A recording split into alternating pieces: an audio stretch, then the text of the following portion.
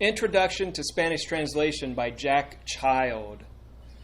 This book was published in 1992, but I still think most of the information in it is still relevant today if you decide you want to be a translator.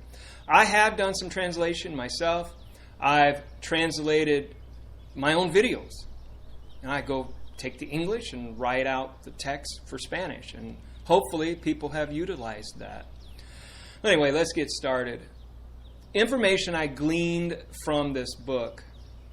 I learned that translation and interpretation are different. Translation is translating a text. Interpretation is translating the spoken word. I'm sure you've heard or seen Putin. He's talking in Russian, and then somebody else is interpreting him in English or Spanish or whatever. Also, when you're doing a translation, don't translate word for word, because there are phrases and words in the target language that might, be a little different to you because you're not accustomed to the idiom in that particular language. Just be on the lookout for that. Also, bilingual dictionaries are not recommended, at least according to this author.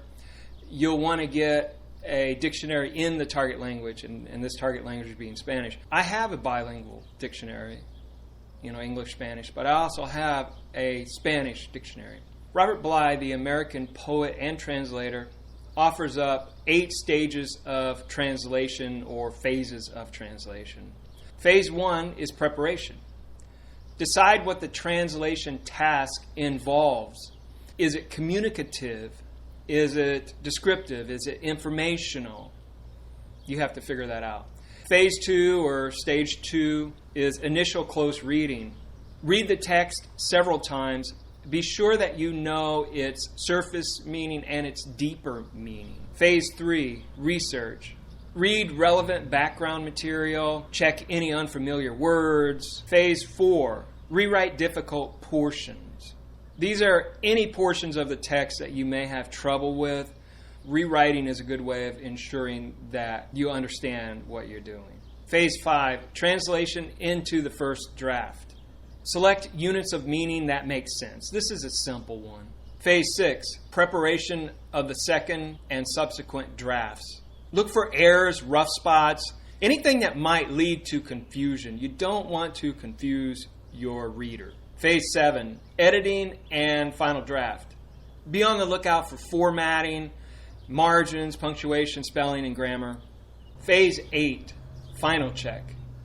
Be sure that you have left nothing out, and if you need some sort of certification, get that as well. There are standards that translators are expected to meet.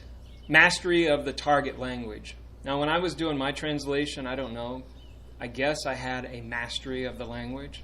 Up-to-date knowledge of the source language. Have an above-average writing ability in the target language. Have a wide variety of knowledge of and ability to reason in the target language. So towards the end of the book, the author discusses computer translation. Now, this book was published in 1992, so they didn't have Google Translate or many of the other sites that we have now.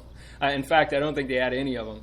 So I think the book is still relevant, but don't rely on it as your only source for this subject. Anyway, talk to you later. Bye.